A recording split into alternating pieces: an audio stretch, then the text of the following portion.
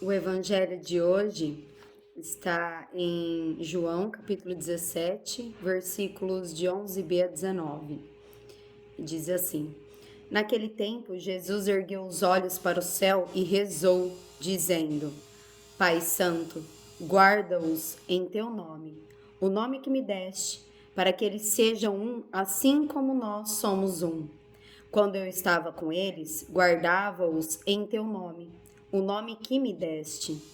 Eu guardei-os e nenhum deles se perdeu, a não ser o filho da perdição, para se cumprir a escritura.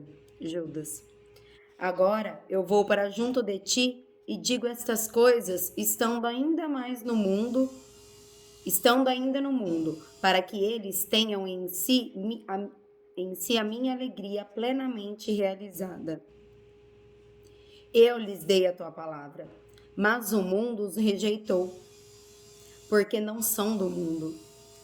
Os rejeitou porque não são do mundo, como eu não sou do mundo. Não te peço que os tire do mundo, mas que os guarde do maligno. Eles não são do mundo, como eu não sou do mundo. Consagra-os na verdade, e a tua palavra é a verdade. Como tu me enviaste ao mundo, assim também eu vos enviei.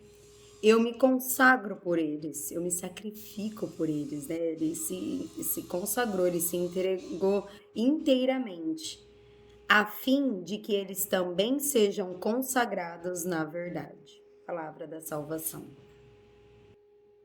E agora eu vou ler minha meditação.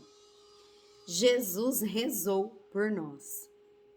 Nas provações que enfrentamos, Jesus é nosso intercessor. Ele está diante do Pai, mostrando as suas chagas e intercedendo por nós. Quando há conversão verdadeira, as pessoas nos desprezam, nos atacam. Ih, lá vem o santinho, lá vem a Beata, Madre Teresa de Calcutá, né?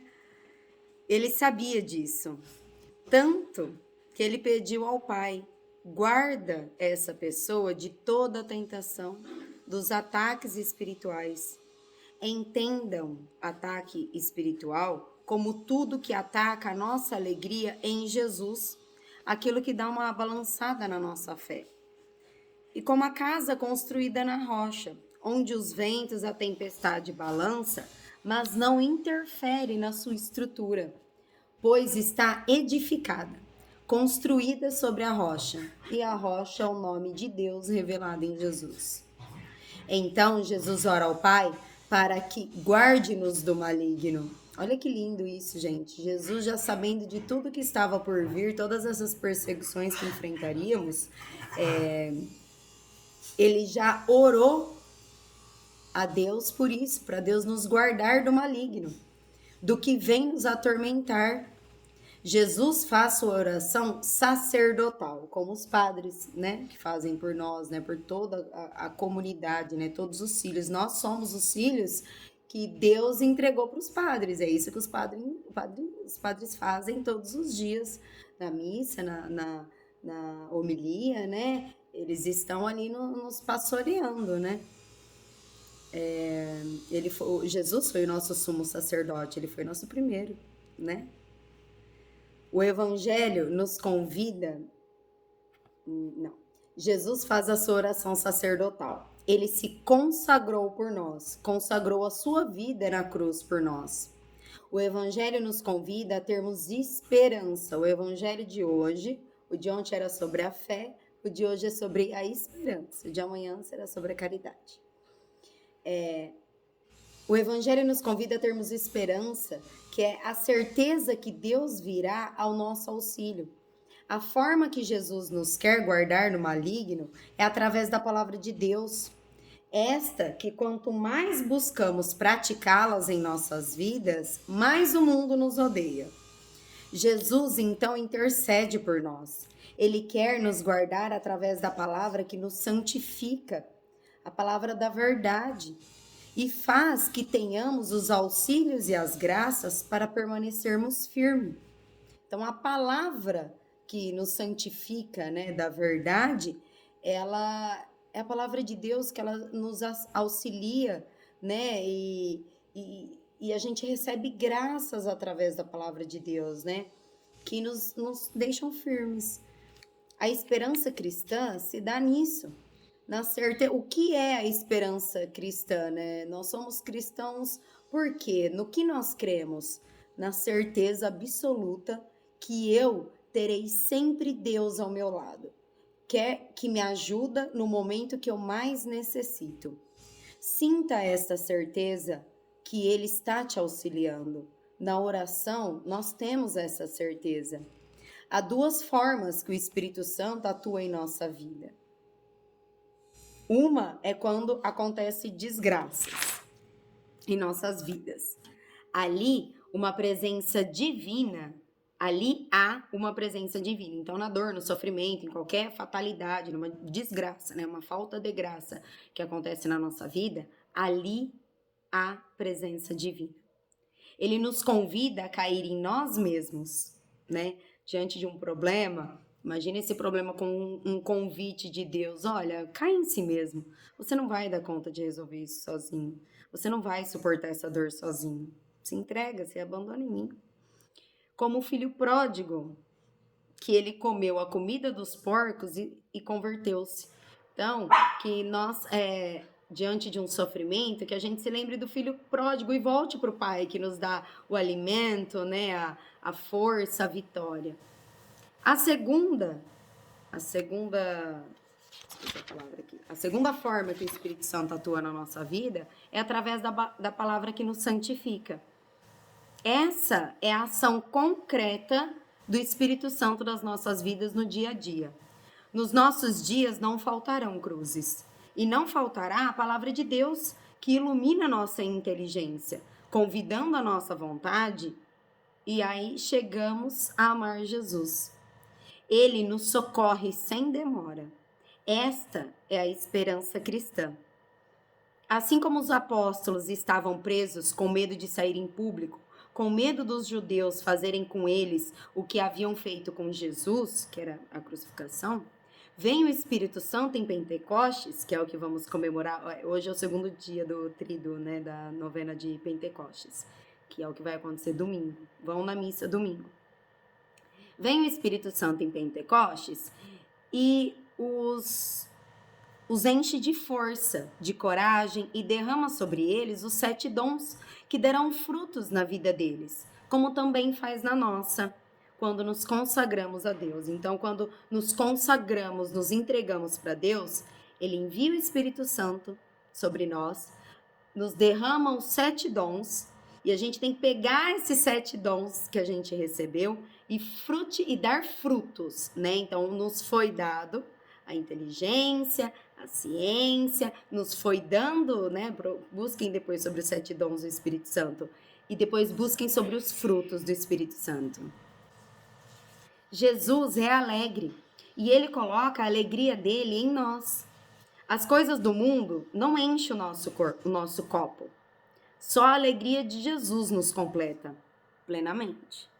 A alegria do mundo dá aquela alegria momentânea e você tá sempre, a tua alma meio que tá sempre falando pra você, ai tá, comprei isso, ai fiz isso, mas eu não tô feliz, não me preencheu. Porque é a tua alma clamando, que é só a alegria de Jesus que nos completa em plenitude. A palavra, o evangelho, nos guarda do maligno. Na primeira leitura de hoje, a questão não é a comunidade de Éfeso, que Paulo está se despedindo, né, da comunidade. A questão é quem está dentro, né? Então ele chama os anciãos ali para ele dar a palavra. Os anciãos eram os religiosos da época, né, os sacerdotes da época. E ele chama eles, né, porque ele precisa falar assim, que olha, não é para os que estão fora tudo isso, para a comunidade, para aquele que não veio aqui ainda escutar minha palavra, é para vocês, primeiro de tudo, que estão aqui dentro. Paulo entregou à comunidade a palavra de Deus. Então, na primeira leitura, Paulo fala, né, que ele já fez o que ele tinha que fazer ali, né, e tenho dito isso, né, há mais alegria em dar do que receber, E ele diz que agora entrego-vos a Deus e a mensagem de sua graça, que tem poder para edificar e dar herança a todos que foram santificados. Então ele entregou à comunidade a palavra de Deus. Esta leitura é para entender que o que nos protege do maligno é a palavra. Ela é escudo para os nossos afetos. Tudo começa na nossa cabeça, gente. Porque quando o critério de nossa vida não é a palavra de Deus, nós fazemos escolhas de sentimentos, pensamentos e atitudes equivocadas.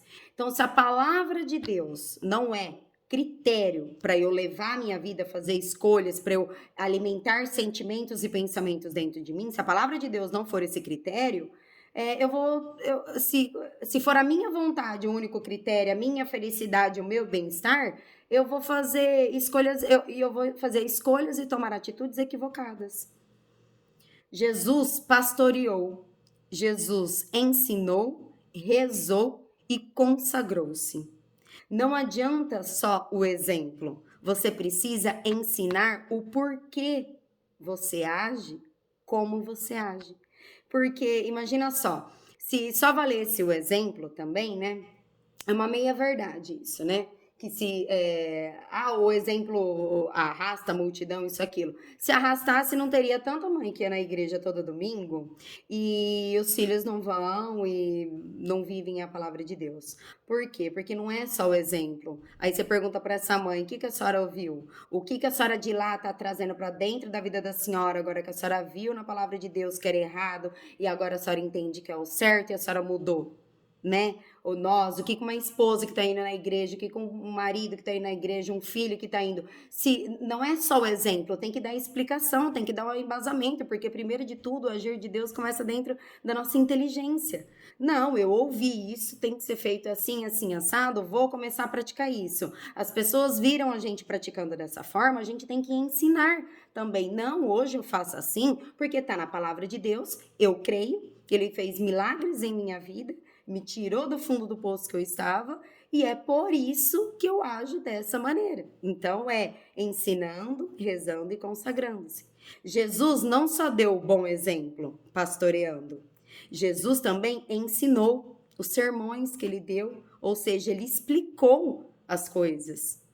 Jesus, ele também rezou, ele intercedeu por eles. Ele fez o seu momento de oração, muitas orações. E Jesus se consagrou, ele se entregou por inteiro por nós. Então, quando a gente fala que a gente está dando exemplo, nós somos chamados também a esse exercício sacerdotal na nossa vida, né? Então, a gente tem que se consagrar também pelo nosso trabalho, pelas pessoas que a gente convive no nosso trabalho, pelos nossos familiares. Então, a gente se consagra a Deus também por eles, pelos nossos, em favor dos nossos. Esses são os 4 exercícios sacerdotais. O dom da piedade, que a gente tem que pedir demais para o Espírito Santo. O dom da piedade, ele é o que facilita o entendimento das coisas. E assim também nos consagramos à palavra de Deus, que ela nos convida também a este ministério sacerdotal. Então, sejamos os sacerdotes da nossa família, da nossa casa. A gente busca para nós, a gente entende, pede ajuda de Deus, né, para a gente entender, e a gente pastoreia, a gente ensina, a gente ora e a gente se consagra a nós, né, a Deus, né, por nós mesmos e pelos nossos.